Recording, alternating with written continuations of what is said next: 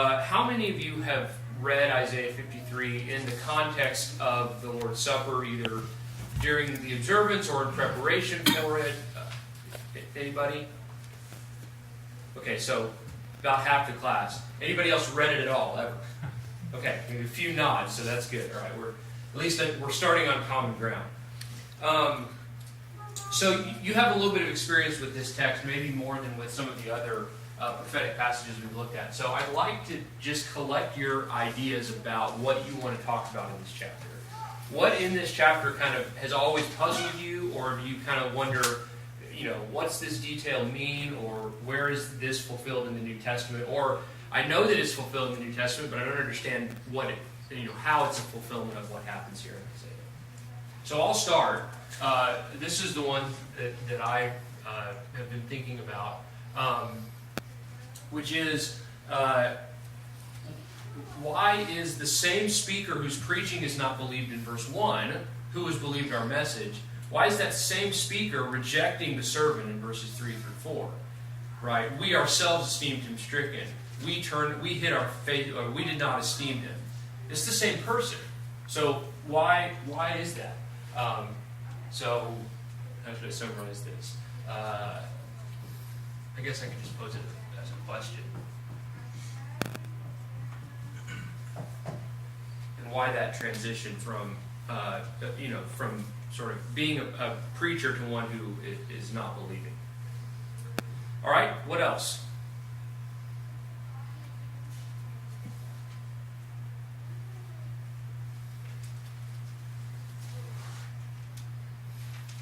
So I'm taking from this that everyone has thoroughly understood everything in the chapter every time we've read it, which is good because that's better than I've been. In verse 10, when it says, he shall see his offspring, towards the middle of the verse, Yep. Who is the he there? And if it is referring to the suffering servant, is that indicating that the servant would, in a sense, be a father? Going back to Isaiah 9. Good. That's a good question. Good. Anything else? Go ahead. The real hard question is, why did he have to suffer? Okay. Well, is there any other way?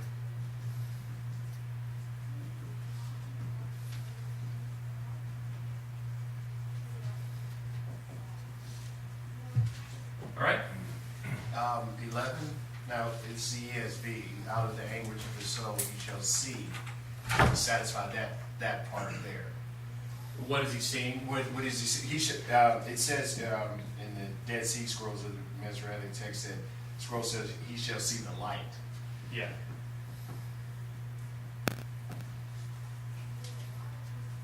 Good. Anything else?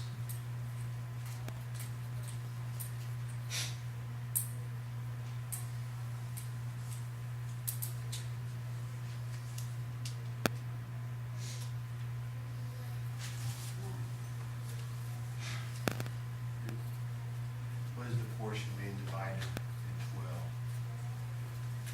I will divide him a portion to many. He shall divide the spoils with the strong.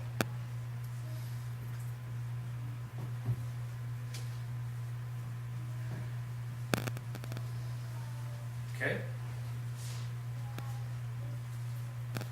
I guess in 3:2 where he says he's despised and rejected by men, and then but he's acquainted with grief and sorrow as well. He bore our feelings, I guess, so that he can understand. Right. So, It's an interesting point to me that. are you asking, are those two lines parallel to one another? Like, are they describing the same thing or two different things? Is that what you're Or asking? maybe just an observance of how he was sent here, ready to experience all these emotions, Uh-huh. and then he was able to relate when this happened to him. Okay, right. So, and that's an important point that we'll talk about, the personal nature of this, of the suffering. Good. Anything else? Why did they divide the chapter where they did? Yeah, I should have asked you to also look at 52:13 to 15. Yeah, I'm not going to answer that question. I'm just going to ignore the chapter. But that's a good question. All right, anything else? This is your chance to I've always wanted to know this. I might not answer it, but you can at least share it. Yes. So I think this is probably, I think I have started to understand this more, but I think as an American kid growing up in a strong Christian, and you can use that as broadly as you want, culture, I think I have struggled to understand what someone who was stricken and afflicted then experienced versus what they experience now. Because now, at least my growing up culture was like, you help the people who are afflicted and sick, as opposed to that's a sign that they've done something wrong, those sorts of things. So I think the gravity of that was probably lost on me in my younger years, and even now, not being, a Jew in ancient times, so that's not really a question now necessarily, but it was definitely something that I just didn't, and probably truly still don't understand what the implications of suffering, affliction, those sorts of things meant. Right. For the treatment of a person then versus. That's a really good question, and I honestly, it's not one that I was really going to spend a lot of time on. But I would point you back to. You said you already have some answers, so you may have a better one than this. I would point you back to 52:11 and 12, where God says, "Get away! Don't touch anything that's unclean." If you saw suffering as a sign that God was punishing someone and He disfavored them, you would say, "Well, I need to stay as far away from that as I can, so that I myself don't become contaminated." And in fact, we even see things like that in the New Testament, right? In Jude, where we're supposed to help people, but we're supposed to make sure that we ourselves are not defiled by the things that they are engaged in. But you're right, there is a cultural level to it of kind of, as a society, turning away from it. And I think, if anything, it's a sign of how far our culture has drifted from standards of godliness, that we feel compelled culturally, socially, to help people who sort of refuse to help themselves and refuse to do the things that would actually improve their own situation. You know what I mean? So even in that compassion, which feels like a good thing, I think there's a little bit of rebellion, which we've actually already seen in Isaiah, right?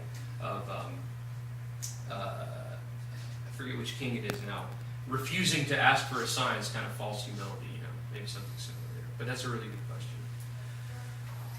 Okay, so that's a good place to start. Here's our simplified outline of Isaiah, complete with alliteration. We are in the third section now, the Messianic messages, and you'll notice that mathematically, again, to Eric's comment, the chapter divisions seem a little bit arbitrary, but mathematically at least, chapter 53 is right in the middle of this third section. It is the center chapter. I don't think that means anything, except that it's a nice symmetry. But I do think that chapter 53, however you want to divide it up, is important in the flow of this, and I think it might help us to understand what's going on in this chapter to see how it fits into the context. So Isaiah 53 is the last of 4 servant songs in the book, and it's the longest one. The first 3 are very short. But it's 42, 1 through 4, 49, 1 through 6, and 50, 4 through 9. We've looked at each of these already. We looked at it in last class. But it's important to see how they flow into one another, and then how 53, really 52:13 to 53:12, grows naturally out of them. So in 42, the first song, God sets forth the servant as His agent of justice, as both a king and a prophet. And we observed that last time. There is kingship language embedded in the description of the servant there in 42, 1 through 4. But God speaks there and says, "Here is my servant." In 49, the servant speaks, and he recounts God's call to him from before he was born to restore Israel and ultimately to restore the whole world. In chapter 50, the servant speaks again. He describes his mistreatment but also his faith in God, that God will justify him and restore him. And there's not a lot of detail in those about what that suffering would be, what that justification, that triumph would involve, what the king, as a king, how he's going to rule. Those details are not really present in the first three servant songs, but they are all present in the fourth one, in 52, 1 through 3. So he describes the exaltation and the rule that's promised in 42. He explains how the servant, this chapter explains how the servant fulfills his mission of restoring Israel and the whole world. It goes into the detail about what that's going to involve. He details, and this is the thing that we all kind of know about 53, it details the mistreatment that is mentioned in chapter 50, verses 4 through 9, and it also then explains God's vindication of his suffering. But what 53 does that really contributes to the image of the servant, the suffering servant in Isaiah, is that it adds that the result of this work will be redemption and forgiveness. Not just restoration, but redemption and forgiveness of sins. And that's a totally new concept, not only in Isaiah, but even in the Old Testament, at the level that Isaiah 53 describes. What's really interesting, too, is that the Ethiopian nobleman was very confused about that, because obviously he was a very devout Jew, and he was a proselyte, so he had to get it the hard way. He wasn't born that way. Right. And so even he's going, is he talking about himself or somebody else? How does this king, prophet, servant, sufferer, how does that all work together? And so the one important takeaway of that is that this is not an easy thing to put together if you only had the Old Testament up through the book of Isaiah, right?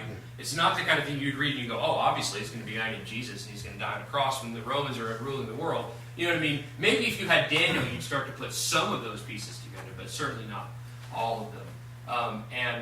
And so we'll talk a little bit about the Ethiopian eunuch and sort of what I think Philip had to explain to him in order to draw the connection between the suffering of Isaiah 53 and the next thing we hear from the Ethiopian eunuch, which is, see, here's water, what hinders me from being baptized. I think that the way he gets from that point A to point B there is something interesting to think about. But part of it has to do with, I think, as Greg is pointing out, with the context of this fourth servant song in the book of Isaiah. The other kind of contextual point that I want us to see is that chapter 53 is part of the discussion in chapters 52 through 56 of God's plan to redeem Israel.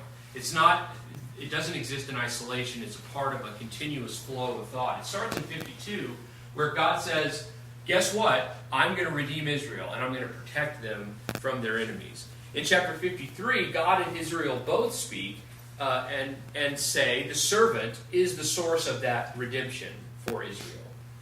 In 54, God speaks again and says, because of the servant, I will show you mercy and love. That's a really cool connection between 53 and 54. Look at, well, in fact, it was the question about he shall see his seed. He'll see his offspring. Verse 10, you'll see his offspring, he will prolong his days. Look at 54, verse 1. Shout for joy, O barren one, you who have borne no child. Break forth into joyful shouting and cry aloud, you have not travailed. For the sons of the desolate one will be more numerous than the sons of the married woman, says the Lord. Enlarge the place of your tent. Stretch out the curtains of your dwelling. Spare not. Lengthen your cords and strengthen your pegs, for you will spread abroad to the right and the left, and your descendants will possess nations and will resettle the desolate cities. I think 54 is picking up on that idea of the servant suffering and yet being, saved and seeing his offspring, and expanding on that to begin this discussion of how God is going to show Israel mercy and love as a result of the work of the servant. And that connection with the seed language or descendant language, I think, is a key unifying point between those two chapters. In 55, we talked about this last time, the living waters, anyone who thirsts, anyone who wants this can receive mercy and love. All you have to do is come, which of course involves admitting that you don't have the power to save yourself and all of that. But anyone who is willing to make those admissions and to come for this living water can have it. Yes? It's interesting, prior to 53:10, where he talks about the offspring, Yes. and verse 11, where it talks about servant, that's the last time in Isaiah that servant is used in a singular way. That's and right. After that, it's servants, Yeah. because of the offspring that he's creating through his suffering. I think that's a very good point. I think that helps make sense of what happens afterwards. Is this is the work of the servant. The work of the servant is, in one sense, maybe only in one sense, completed. And now we see the results of that work as we move forward in the book. I think that's very good.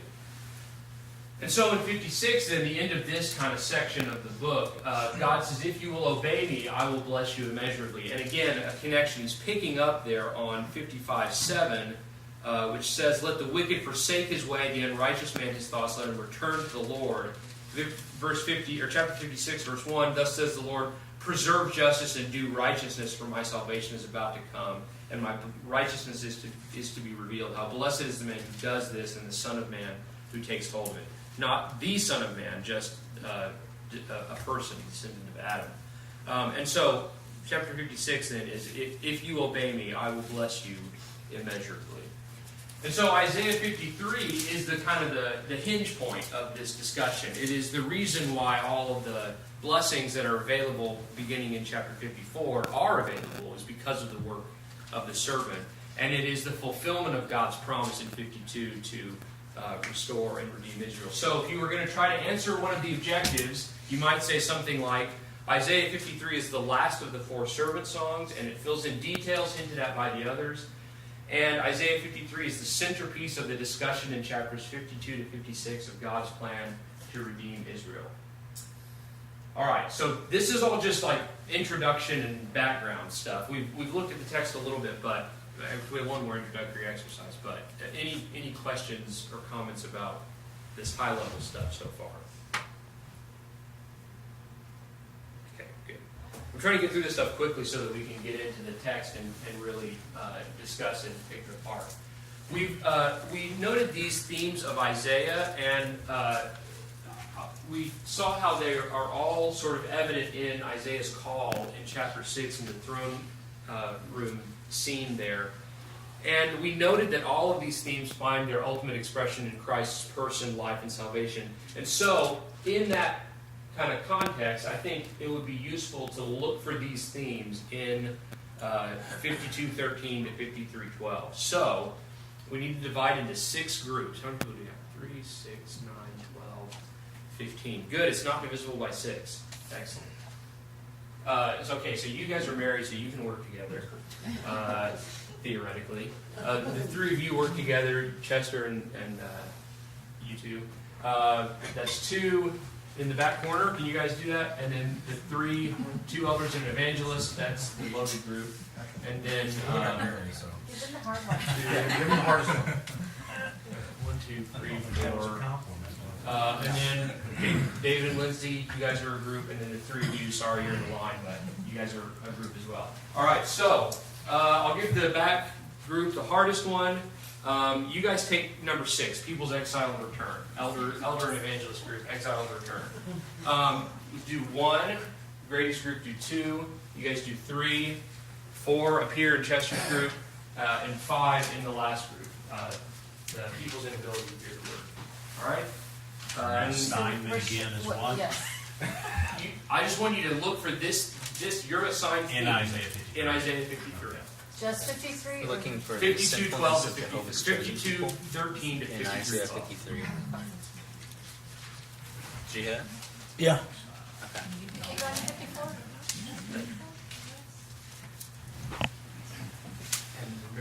Do we need to read all through 53? In Isaiah's case, Yes. Okay. Thanks. Who has believed who has believed what he has heard from us? To whom has the arm of the Lord been revealed? For he grew up like a young plant and like a root out of dry ground. He had no form or majesty that we should look at him, and no beauty that we should desire him. He was despised and rejected by men. That's probably an easy one right there. Sinfulness of Jehovah's people. Verse 3. A man of sorrows, acquainted with grief. It applies in that way. And as one from whom men hid their faces, he was despised and we esteemed not. Yeah, so that's a sign of rejection, pretty much all in verse 3. Surely he has borne our griefs and carried our Verse sorrows. 12, where he Yet we esteemed him stricken, smitten by God, and afflicted. I think 4 as well.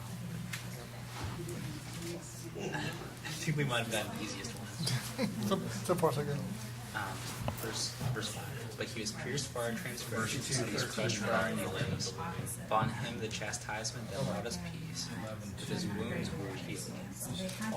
All we like sheep have gone astray. We have turned everyone to his own way. Well, there you go. Verse 6 again. It's sinfulness, rejection, turning away. And the Lord has laid on him the iniquity of us all. He was oppressed and he was afflicted, yet he opened not his mouth. Like a lamb that was led to the slaughter, and the sheep that left the porch shears is silent, so he opened not his mouth. So right now I'm in verse 3, 4, 6, 7. That he was cut off from the land of the living. By oppression and judgment he was taken away.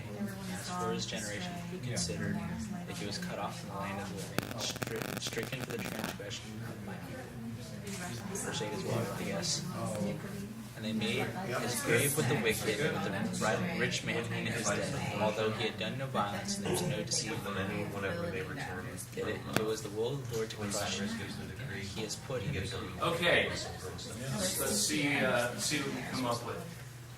So I guess we should go in numerical order, right? Group 1, exaltation of Jehovah as king.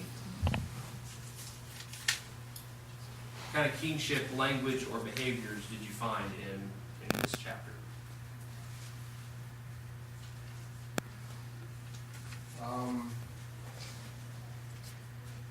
Righteousness was mentioned a couple of times. Mm-hmm. In 11.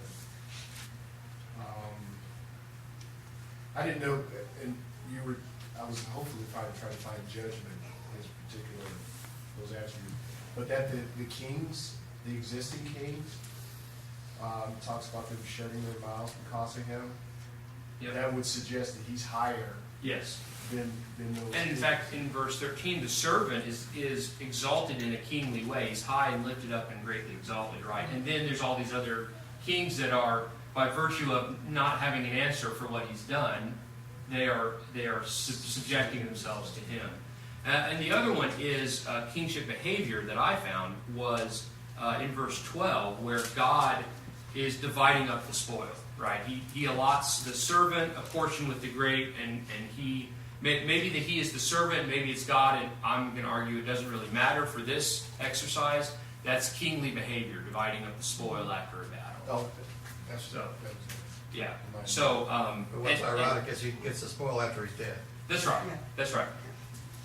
Only other parts I said was, he was despised and we did not esteem him. Yeah. It was not given the Right. honor and glory. And if you knew that the servant was a king, then that this honor would be even more striking, right? And that's one of the sort of terrible ironies about the way the Jews treated Jesus, right? Is that he was a king.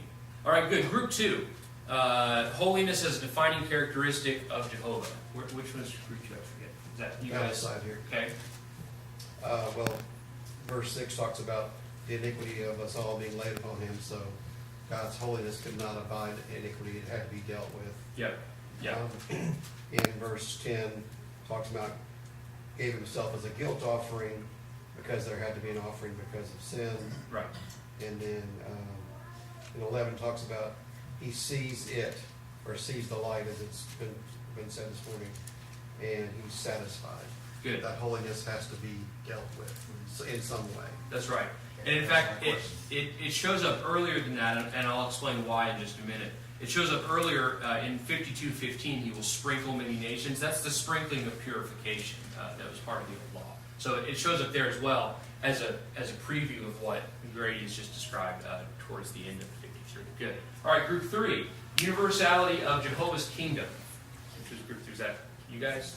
Okay. I think we're going to use a lot of the same verses. Yeah. Well, they there all are seem only like 15 verses to choose from. So. But as you go through, you start to see a little bit of everything. That's right. All of them. I think the sprinkling of many nations, it's to be used. It's for everyone. The iniquity of us all, so it's all of our sins. Although, yeah, well, also, I will argue that all there is not referring to all of mankind explicitly at first, but I think eventually it does. Now that I've confused you, go ahead. We got there eventually. What else did we have? Verse 10. His seed and the Lord's pleasure will be accomplished. Okay, so you're saying that applies universally, Yes. right? Well, You're and that jumping is- ahead into a New Testament Yeah, context, pretty but much. yes, Yeah. that's right. So- That's right. Good. So we had to understand it fully. What? Nothing, I was just kidding. And then I would Why would argue you want to understand it? that the assignment was unfairly cut off at verse 12, and you should and also include 54, 1 through 3, which has a lot of the universality stuff. That's right. You said I couldn't, so I didn't. That's right. That's right. But you're right. That is where the universality of it, and that's why I said if you jump ahead a little bit, that you see it even clearer, because the universality is the result of the servant's work in many ways. So that's it maybe was a little bit unfair, but I had to give the same rules to everybody. Those verses would only have benefited your group. So number 5, people's inability to hear the word of Jehovah. No, I skipped 4. Sinfulness of Jehovah's chosen people. I believe that's ours. I think that was probably the easiest one out of all of them, because almost all the verses hit on how we have people have rejected or oppressed this Messiah. Yeah. I think it's also summed up in verse 12 where it says that he bore the sins of many, so you know that the people have sinned because it That's says they have sinned. That's right. It is it undergirds the reason that this chapter, it is the reason that this chapter exists. It undergirds every action in the chapter. Exactly right. Yeah. So that was the easy one. The answer is yes. But good. I'm glad you picked verse 12 as the kind of representation of that, because that's the one that I had noted as well. So you're right, because your answer matches mine. You win. Okay, now number 5, people's inability to hear the word. We kind of honed in on verse 15. And so the inability to hear the word. For what they had been told them, they will see, and what they had not heard, they will understand. Okay, good. So those verses are a little bit odd, and I'm glad you pointed them out, because that's part of the. I think we have to wrestle with what verse 15 means in order to understand what 53:1 means.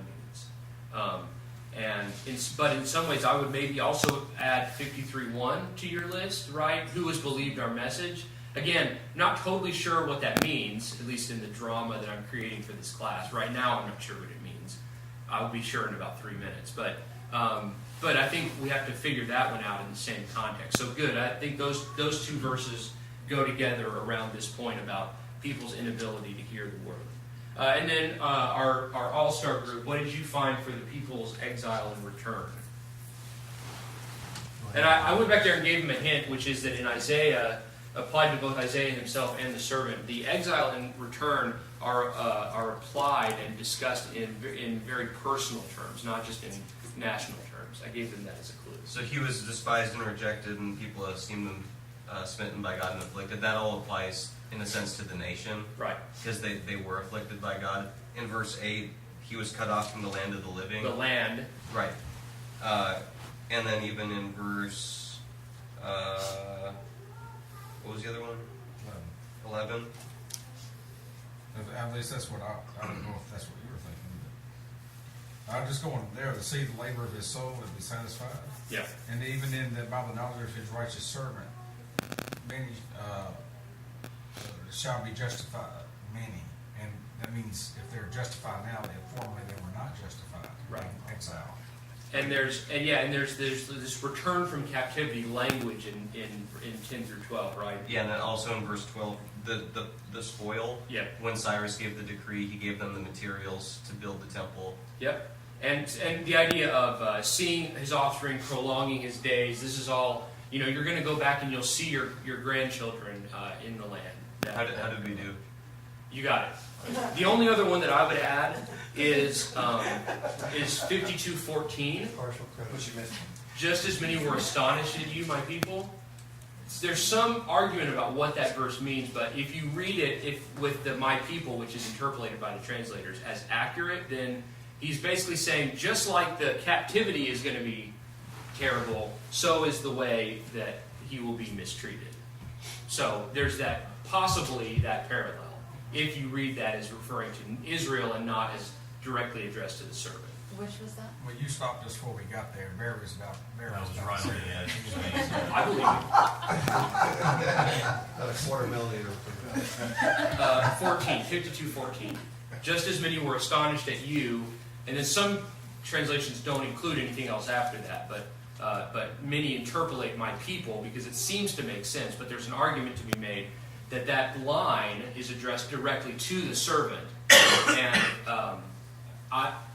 I don't find the evidence on either side fully convincing, so I'm not going to take a position on it. But if it is referring to the people, that is a direct reference to the captivity as an image of what the Messiah would suffer, the servant would suffer in his being rejected and then being resurrected, returned.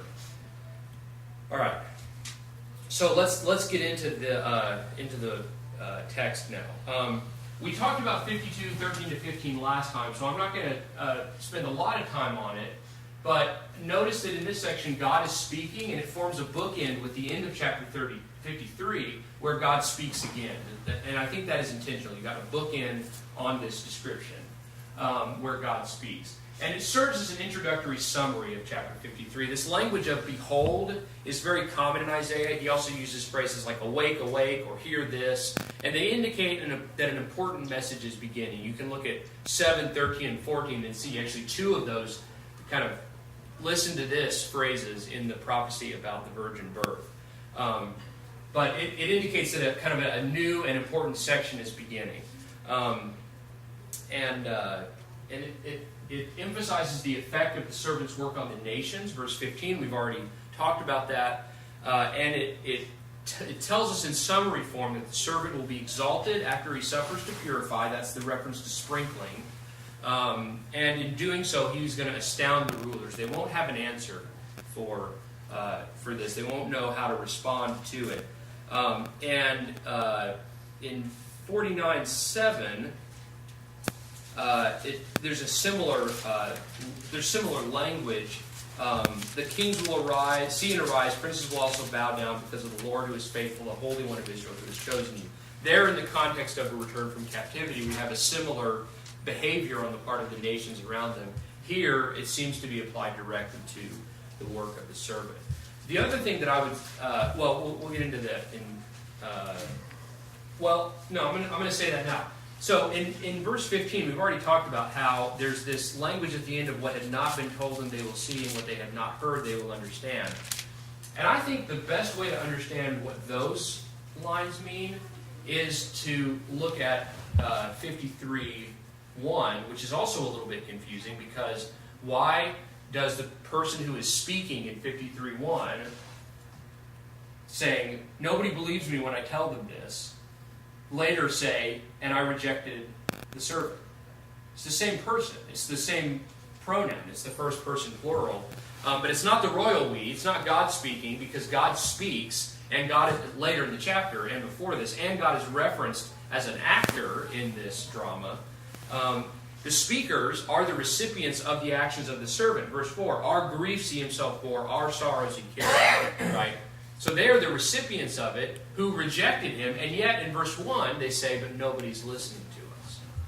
So what does that mean? How does that connect to 52:15? And I think maybe the answer is that they are complaining not just that no one is listening to them, but that the people who should have been listening were not. The people who already had a background in God's great works, the people of Israel, wouldn't listen, but the nations who had not been told these things and had not heard them will see them and will understand, right? And that's 52:15. So these nations, when the work of the servant is declared to them, they fall in line with it. They obey. They shut their mouths. They don't have an answer for it.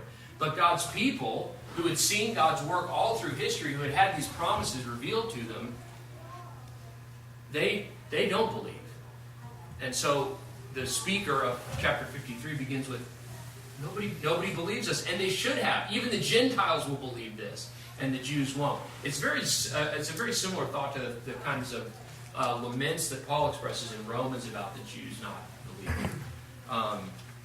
So 53, 1 through 10 then is Israel, I think, the nation of Israel, recounting the servant's suffering and redemption. Now, that in itself is interesting. We need to talk about it. But note that in this text, Israel speaks in the past tense about their initial rejection and later acceptance of the servant, right? The whole chapter is written as describing something that has already been accomplished. But Israel speaking for God instead of like arguing with him or just disobeying him is a little bit unusual in the prophets. So I think we should examine that. Why do you think Israel speaks to describe the servant's life and mistreatment in chapter 53? Why is Israel the one who is speaking? And then what in the context of the New Testament, how does this help us understand the preaching of Christ and the early church, especially to the Jews? Is that a really confusing question? I was struggling with how to ask that. Well, I think it may be that instead of Israel as a whole, it may be referring to the prophets of Israel. So that is one view of this chapter. So who have constantly gone out and said, this is God's will, you need to follow this, you need to do this. Yes. And it hasn't been believed, even by their Right. brethren. So that's one way to look at it. I'm Yes. not sure if that's the I- only way to look at it. Right, but I would, in counterpoint, I would say those seem to be the same speakers who are speaking in verse 3, we did not esteem, in verse 4, we ourselves esteemed him stricken. Yeah. The prophets were not the ones who were rejecting God, it was the rest of the nation, right? But you're on to something. But if you look at Daniel, though, he said He does have accept- sinned against yes, God. that's So right. That's a possibility. That's right. No, that's but- good. Yes. Mason, it's just an observation I have. It's like he starts out, he's the prophet and he's speaking. And then he switches voice. He's speaking on behalf of the Jewish nation and saying, we have done this. And that's echoed in the apostles, the day, when Acts 2, Right. when they're talking about, this is what you've done, as a nation, this is what you've done to the servant. So I feel like he's kind of speaking it for them, Right. is what I Could be. So what we're all sort of like kind of getting towards slowly is that maybe we need to redefine Israel. Maybe that would make it easier to understand this, right? Can you think of Israel where Israel is used in a different way to describe a different group of people than the physical descendants of Abraham? Christians. Yeah, spiritual descendants of Abraham. I think this is a future Israel. It's a new Israel. It is if you like, a recreated Israel that is looking backwards and admitting their own guilt in the suffering of the servant, but also confessing the blessings that the servant has brought to them, and also at the same time lamenting the fact that not everyone believes. I think this is a speech of a converted Israel explaining why they changed their mind and also lamenting that rejection. And part of what makes that rejection so poignant is, as 52:15 I think is telling us, the Gentiles often accepted it with no prior knowledge of God and his plans and power.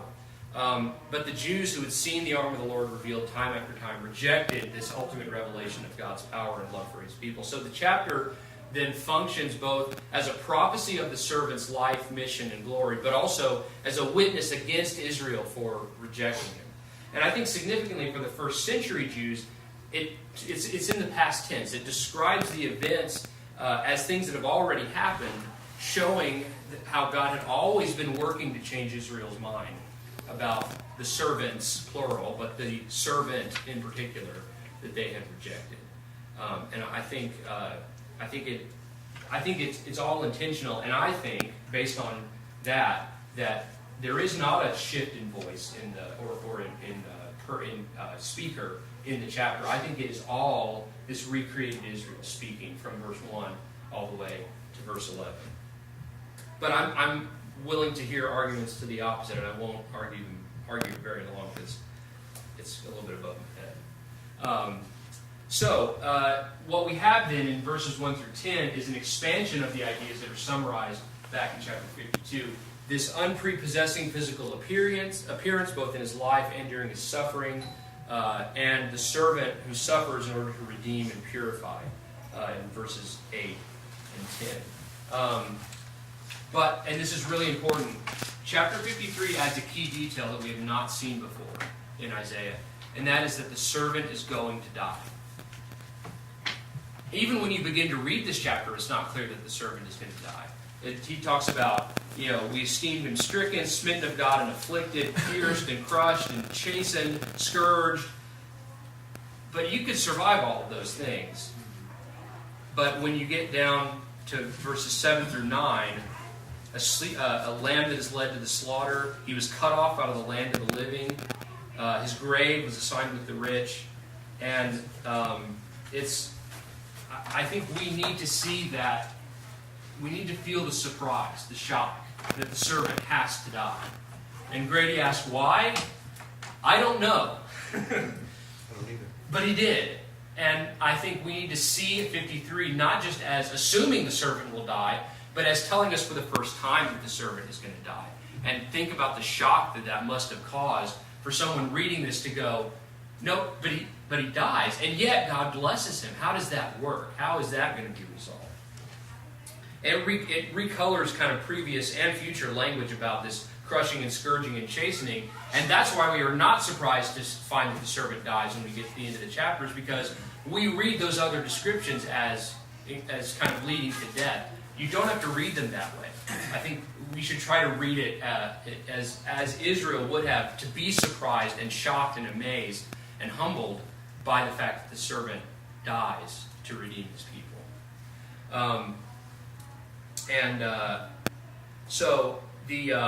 I do want to say about this, that the servant, it says he's with the rich at his death. That is highlighted in all four Gospels, and I think it serves as an instant vindication of Christ as innocent, because he's unworthy of a criminal's burial, and therefore unworthy of a criminal's death. But it's also a proof case of the theme of this chapter, that those who rejected the servant at first have come to accept him.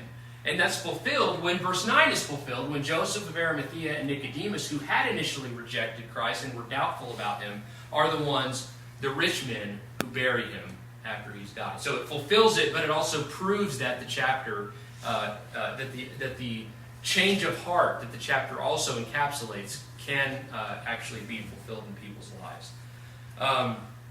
In 53, 11 through 12, God speaks again, and he blesses the servant's work. He speaks to justify the servant's righteousness in suffering, because the suffering justified many, because he bore their iniquities, and the servant is going to be rewarded for this suffering.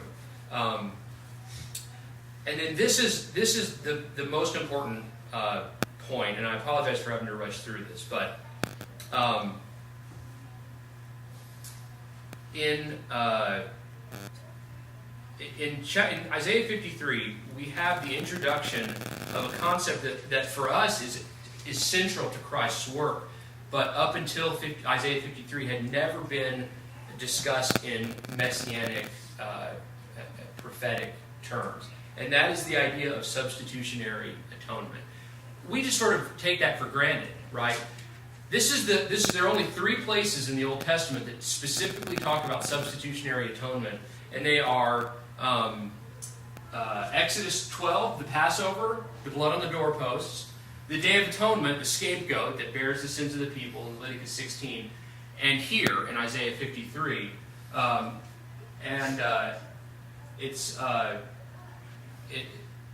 guess I should point out where it says that. He bore the sins of many and interceded for the transgressors. Verse 12 at the end of the verse. It is the only place where the work of the servant, of the Messiah, is described in terms of substitutionary atonement. And I think it's interesting that even though they're not referenced in a sacrificial context, the image of sheep is used to describe both the people in verse 6 and the servant himself in verse 7. Right? I think we're intended to be kind of driven towards this vision of the servant as an atonement in the model of the Passover lamb and the scapegoat in Exodus and Leviticus. But the language of sacrifice is used in verse 10. The servant offers himself as a guilt offering, a sacrifice made as a payment for transgressions. And so, I think it's significant that in verse 12, God explicitly describes the servant's death as substitutionary atonement. He bore the sin of many and he interceded for the transgressor. I think that's Isaiah's contribution to messianic prophecy probably cannot be overestimated, but if you don't remember anything else from Isaiah, remember 53:12. Substitutionary atonement. That is the most important thing you will see in the entire book of Isaiah, probably in the entire Old Testament, that the suffering servant would atone for the people by dying for them. It's a radical idea. It's one that the Jews kind of struggle to understand in a messianic context, but it is what Christ did, and that's why 53 is so powerful and so important. Okay, thank you for your attention. And I think we've got a review. Last time there were lessons Lesson right here 13 on the way out. And we'll spend probably the last 10 or 15 minutes of class based on your input. So it'll be a quiet 15 minutes if you don't do your lesson.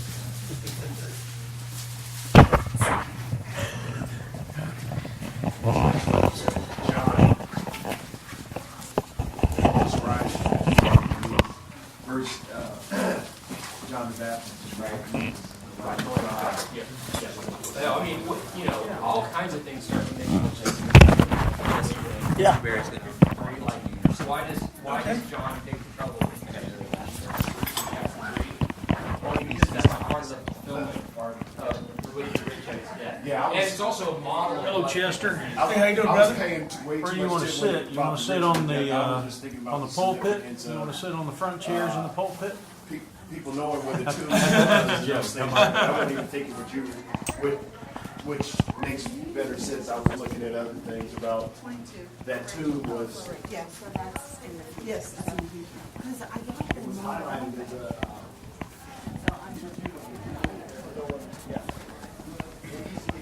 Have you noticed that you're missing any magazines, or have you really not missed all the ones we threw away? I've missed some of them. Do you? You probably got some new ones that you could read. Hello. How are you doing? Marvelous. Just turn sideways a little bit here, Chester. There you go.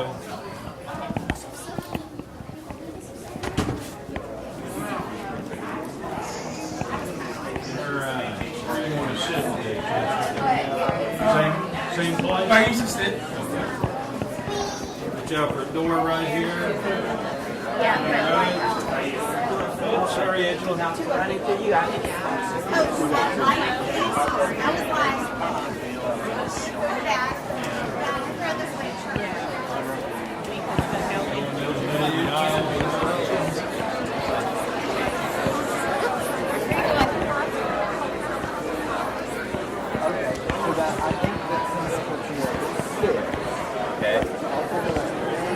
What are you doing?